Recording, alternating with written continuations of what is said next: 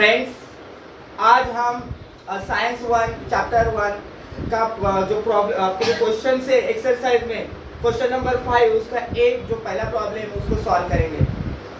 पहला प्रॉब्लम क्या दिया है आपको? An object takes 5 second to reach the ground from a height of 5 metre. एक ऑब्जेक्ट है जिसको 5 मीटर हाइट से नीचे छोड़ दिया गया है, उसको ग्राउंड तक पहुंचने के लिए कितना टाइम लगा है?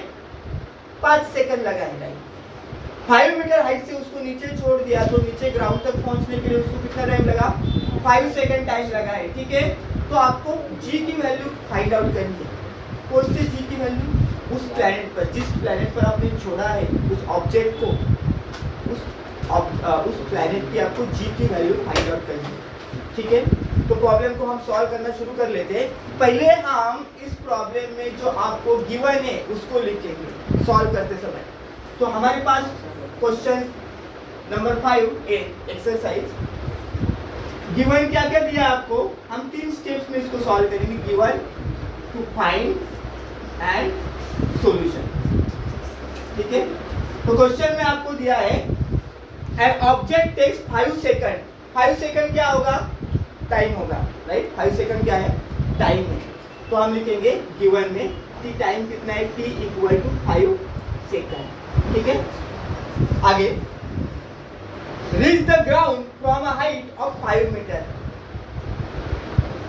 जब मैंने ऑब्जेक्ट को छोड़ दिया तो कितना हाइट उसने डिस्टेंस ट्रेवल किया? 5 मीटर डिस्टेंस ट्रेवल किया। तो ये क्या है? ये यस है। ये क्या है? यस है। ठीक है, ये हाइट है, लेकिन मैंने 5 मीटर हाइट से छोड़ा ना, तो उस ऑब्जेक्ट ने जो डिस्टेंस ट्रेवल किया है वो क्या होता है? डिस्प्लेसमेंट होता है। तो उस ऑब्जेक्ट का डिस्प्लेसमेंट कितना हुआ? 5 मीटर। ठीक है, आगे बोला है तो what is the value of g on the planet. तो उस प्लैनेट पर g की वैल्यू कितनी होगी? सो टू फाइंड क्या करना है आपको? g फाइंड आउट करना। ऑब्वियसली इस टाइप के प्रॉब्लम सॉल्व करने के लिए अगर ऑब्जेक्ट मोशन में है तो न्यूटन के 3 इक्वेशंस अप्लाई आप कर सकते हैं उस ऑब्जेक्ट के लिए। न्यूटन के 3 इक्वेशन कौन से?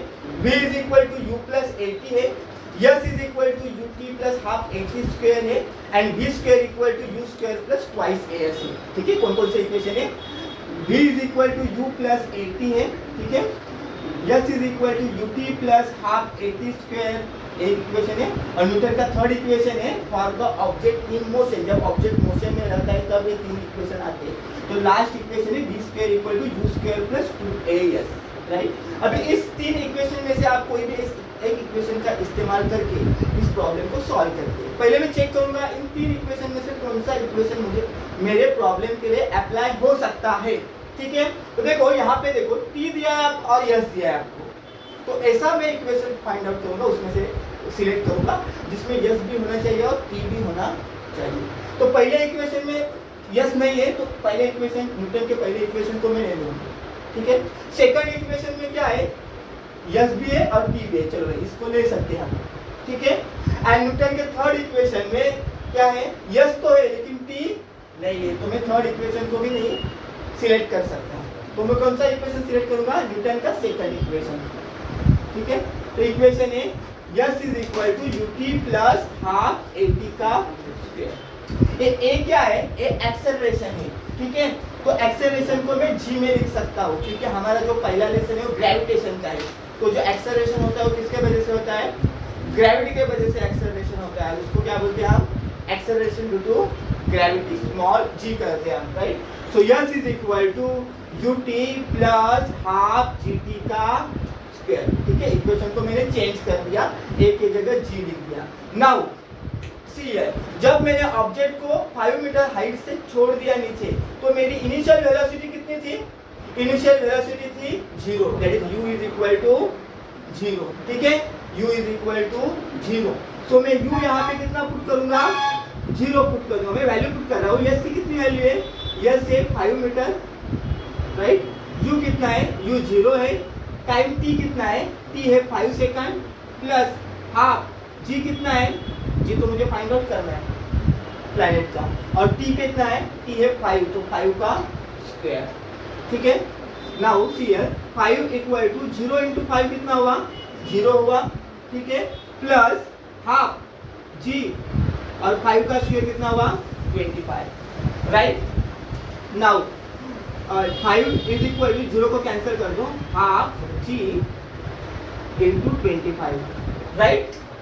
नाउ इस 2 को मैं लेफ्ट साइड में शिफ्ट कर दूंगा, नंबर को लेफ्ट साइड में लेकर आओ मुझे, क्योंकि मुझे जी फाइंड आउट करना है राइट। सो 5 2 लेफ्ट साइड में आया तो मल्टीप्लाई हो जाएगा, 25 लेफ्ट साइड में आएगा तो डिवाइड हो जाएगा ना राइट। ओके अभी डिवाइड कर लेते हैं, 5 1 का 5 5 5 का 25 राइट। तो कितना है आंसर 2 डिवाइड बाय 5। ये मेरा फाइनल आंसर नहीं है, अभी 5 को 2 से डिवाइड करना पड़ेगा, हम डिवाइड कर लेते हैं 5 डिवाइड बाय 2 डिवाइड बाय 5 ठीक है। और 5 0 जा 0 2 आ गया। Now take point and take 0 ठीक है। 5 4 जा 20 20 माइनस 20 कितना आया 0, आंसर 0.4 ठीक है जी। तो जी क्या आया मेरा 0.4। एक्सेलरेशन का यूनिट क्या है मीटर पर सेकंड ठीक है। Thank you.